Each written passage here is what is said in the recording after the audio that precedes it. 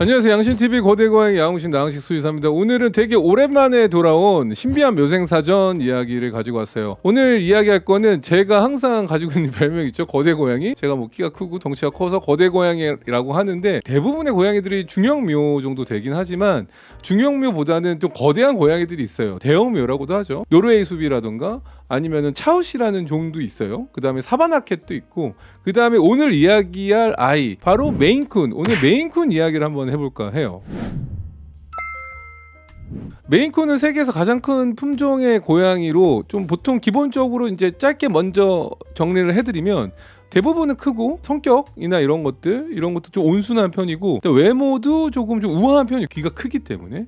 그리고 이제 이 메인쿤이라는 이름 자체가 나온 것도 이제 메인주에서 유래한 것으로 알려져 있고요. 별명이 또 있어요. 별명은 바로 온화한 거인, 젠틀 자이언트라는 말을 쓰기도 합니다. 젠틀한 거인이다 라는 별명을 가지고 있습니다. 첫 번째 메인쿤의 기원과 역사 중에는 명확하진 않지만 몇 가지 좀 가설이 있거든요. 그 가설 중에 하나가 바로 바이킹설이 있어요. 바이킹이 11세기경 바이킹들이 북유럽에서 고양이를 하나 데려왔는데 이 아이가 미국 메인주에서 토착이 된 거죠. 그래서 거기에 있는 고양이랑 교배가 돼서 탄생했다는 설이 있어요. 그래서 약간은 메인쿤의 외모를 보면 바이킹 느낌이 있어요. 뭔가 바이킹이 약간 뿔도 있고 한데 이 메인쿤의 특징이 이 뾰족한 귀기 때문에, 큰 귀기 때문에 약간 이런 바이킹설이 하나가 있고요. 두 번째는 이제 마리 앙투아네트와 관련된 이야기가 있는데 바로 프랑스 왕비 마리 앙투아네트가 프랑스 혁명이 났을 때 탈출해가지고 자신의 고양이를 먼저 미국으로 보냈는데 얘네들이 메인쿤의 조상이 되었다는 이야기도 있습니다. 또 하나는 좀 장모 고양이하고 자연교배설이에요. 이 장모 고양이와 자연교배설은 이 장모종 고양이 있잖아요. 앙고라라던가 노르웨이 숲 고양이라던가 이런 아이들이 미국의 토착 고양이하고 자연스럽게 교배되면서 생겨났다는 설이 일단은 지금은 가장 유력하긴 합니다. 그러니까 우리가 믿고 싶은 거는 약간 바이킹이야. 바이킹 멋있잖아요, 좀. 근데 실질적으로는 장모 고양이와 이 메인 주에 토착 고양이죠. 미국에 있는 고양이가 자연스럽게 교배가 되면서 생겨났다는 설이 일단은 현재로는 가장 유력하고요. 메인쿤은 19세기 후반부터 되게 대표적인 고양이 품종으로 일단 유명하죠. 메인 주를 보통 유래한 것으로 알려져 있기 때문에 메인쿤이라는 이름도 갖고 있고 현재도 전 세계적으로 인기가 많다라고 보시면 됩니다.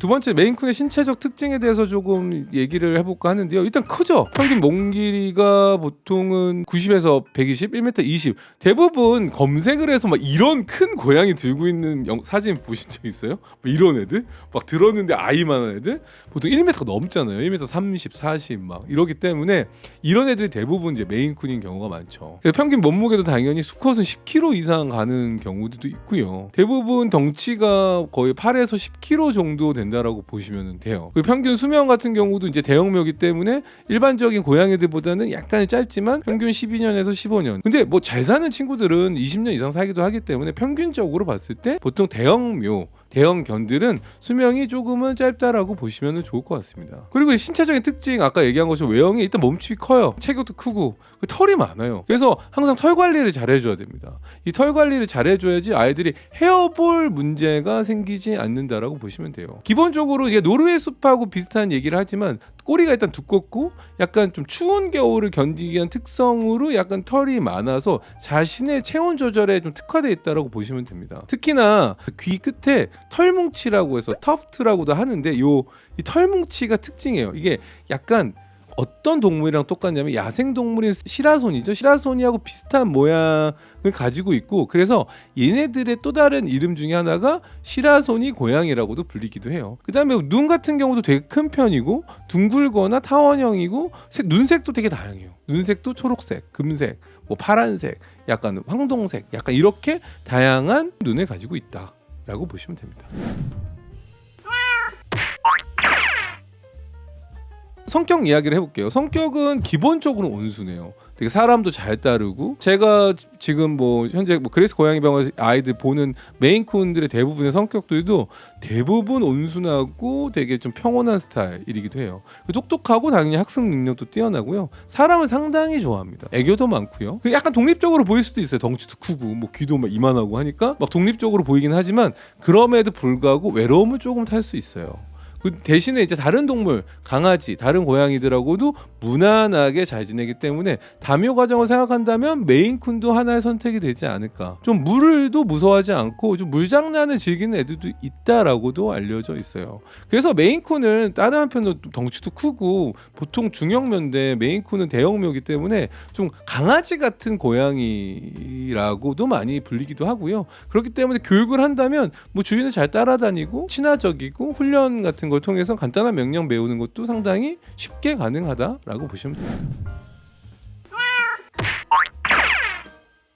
중요한 거는 근데 메인쿤 하면 이 풍성한 털이기 때문에 이 털 관리, 건강 관리를 빼놓지 않을 수가 없어요. 되게 중요합니다. 왜냐면 특히나 헤어볼 관리가 안 돼서 이게 폐색으로 일으키는 경우 되게 많거든요. 특히나 메인쿤의 털은 추위를 견디는 형태로 되어 있기 때문에 이중모, 더블 코트로 되어 있어서 털 빠짐이 되게 많고요. 엉킴이 좀 되게 쉽게 올 수가 있어요. 그렇기 때문에 빗질을 정말 그냥 무조건 이렇게 눈 뜨면 한다라는 형태로 매일같이 해줘야 되고, 특히 헤어볼 보조제라던가 헤어볼 관련돼서는 꼭 뭐 캣그라스라던가 헤어볼 관리 간식 꼭 주는 것이 필수라고 보시면 돼요. 그리고 또 건강관리 유의할 점은 뭐가 있냐면 메인쿤 같은 경우는 조금 비대성 심근병증이라던가 HCM이라고도 하죠. 유전적으로 좀 취약한 신장병 가지고 있고 고관절, 대형 견이 가지고 있듯이 대형 묘기 때문에 고관절 이형성증이라고 하는 좀 고관절 문제, 그 다음에 다낭성 신장 질환, 그러니까 콩팥에 혹이 물혹이 생기는 이 다낭성 신장 질환도 좀 호발되는 품종이라고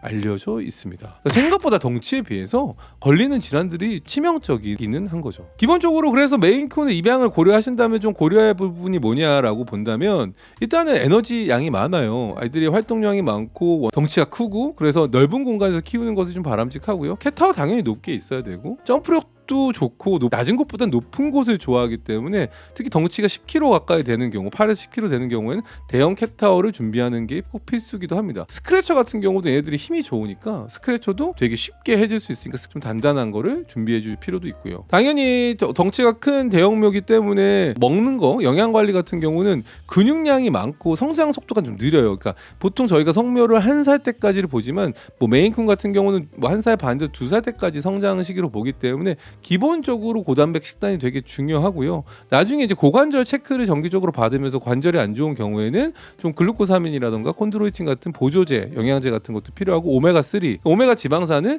먹이는 것도 어떻게 보면은 필수 영양제라고 보시면 될 것 같아요. 뭐 한편에서는 또 완전 성묘 될 때까지는 뭐 3살, 4살까지 걸린다고 하지만 대부분의 대형묘는 이제 2살 때까지 크면은 많이 큰다라고 보시기 때문에 이때까지 영양적인 공급을 좀 집중적으로 해주시는 것을 추천드립니다.